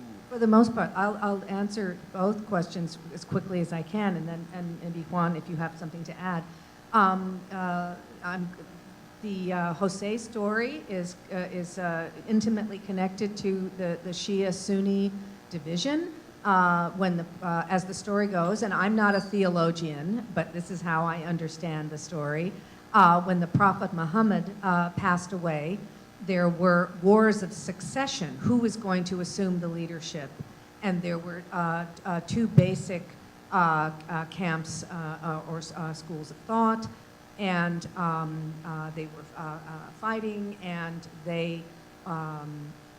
one side lost, and that side became Shia, and they had their various practices, which are not that different, by the way, than Sunni, and the other side were Sunni. And so that's why you have in present-day Iran, as they say, the Persianate world, you have primarily Shia Islam, but in other parts of Asia and Africa, primarily, not 100%, but primarily Sunni Islam. And so and that includes in India. Except, of course, Jose, thrives in India for hundreds of years, although, as I mentioned, as I touched on, changed a little bit, given all the Hindu influence and all the Sunni influence, and other, tribal peoples perhaps participated in it. And so when Jose comes to the Caribbean, or it's Muharram in India anyway, but when it comes to the Caribbean and becomes Jose, it has gosh, I don't want to go on. It's so fascinating. It's a long story. Even scholars today they debate, how Shia is Jose and what is the Shia genealogy, and I'm one of the contenders that says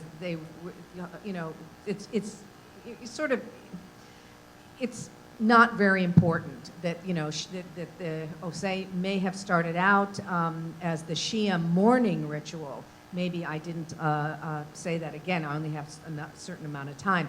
But the Muharram is the mourning, M-O-U-R-N, the mourning of the martyrdom of Hussein and Hassan in these caliphate wars of succession.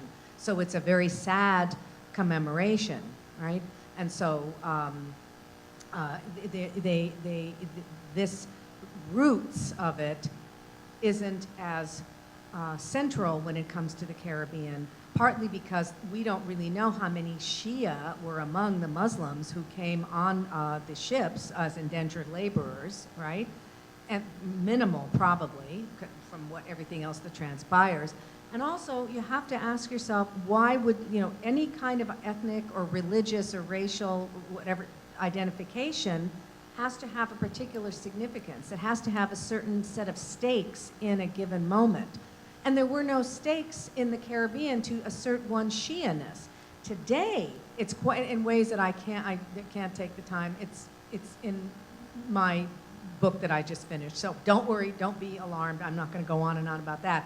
But there are different claims to a heightened Shia profile in Jose, but they're for very contemporary political reasons. And by political, I don't mean bad. I just mean they have contemporary political motivations. So that's the Shia and Sunni difference. And your other question, I can answer that quickly. They took over. Oh, yes, and that was, yes, Imam Abu Bakr, who had the Jamaat al-Muslimin, which was a kind of a mosque compound, and they were primarily Afro-Trinidadian, but not only. There were Indo-Trinidadian Muslims there as well, and I think that was part of the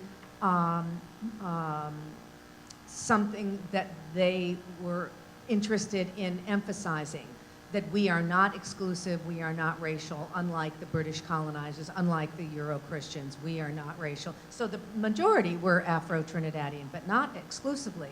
And I also want to underscore that, yes, what they did in the coup attempt was, you know, very serious, but their platform was as much about social justice and reparation as it was about a certain kind of Islam and fostering a certain kind of Islamic presence. I would say that Islam was their conductor, you know, their conduit to really talking about social change in terms of justice and fairness and equality in resource distribution and opportunity. You know, they did have a very clear, I'm not, you know, reading this in, they had a clear reformist political agenda. So that also contributed to the idea that we're not exclusively racial. I would just like to add that in Puerto Rico in contemporary times, most of the communities have a Sunni self-identity, placed identity. And this has a lot to do with the nationalities that make up most of the communities here, which, as I mentioned, were mainly Palestinian or Palestinian Jordanian. And because of the proximity of these two nations with Saudi Arabia, there is a lot of politico-economic relationship. And Saudi Arabia recurrently tries to hamper down the establishment or the proliferation of Shia groups within the Middle East, particularly in Jordan and Palestine. So that is not to say that there haven't been any Shiites here in Puerto Rico. As a matter of fact, in recent times, there has been a small Ahmadiyya community that established itself, I would say, maybe a year and a half or 2 years ago. So this whole plethora of differences and diversity keeps on growing here in Puerto Rico. And just to add one more point of complexity to this, there is also a Sufi group that is well established here as well in the island, and that just opens a whole different Pandora box. So, but just to be mindful of the fact that they are also within the island. So I guess we're out of time already, and I would like to thank Dr. Aisha Khan for being such a great host and presenter. We hope to welcome you again, and thank you all for coming. Thank you. Second, to thank you all for wonderful questions and for your patience and for being here with us. I really appreciate it, and I know you do as well.